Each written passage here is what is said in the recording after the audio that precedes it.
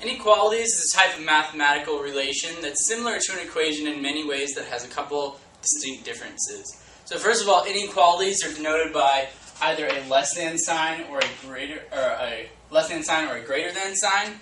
They also could be or equal to, so you could have less than or equal to, greater than or equal to.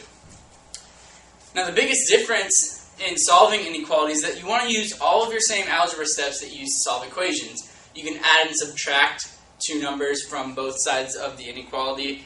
You can multiply and divide two numbers on both sides of the inequality. Your standard algebra things. However, there's one major difference, and that's if you multiply or divide by a negative number, you have to reverse the sign of the inequality. So let's look at an example of that real quick.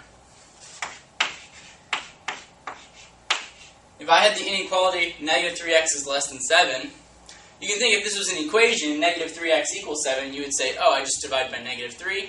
That's all you have to do. Same thing for the inequality, but you have to change the sign. So this would be x is greater than negative 7 over 3, which I would get by dividing negative 3 to both sides of the equation.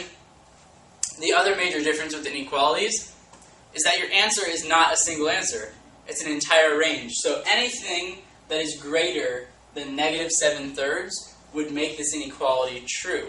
So you're going to get a range, and you can always express that in terms of an interval notation or even on a number line. So for example, this solution here, if I were to draw this on a number line, let's say negative 7/3 is here. What you do is, since this is not or equal to, strictly greater than, that means negative 7/3 itself is not a solution. So I would put an open circle, and then I would darken everything to the right, including that arrow, to show that I could have anything that's greater than negative 7/3.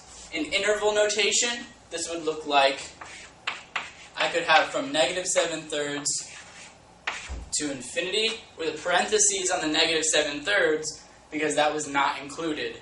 So if I had a or equals sign, then this would be a closed circle, and this would be a bracket on your interval notation. But that's all you need to know about solving inequalities.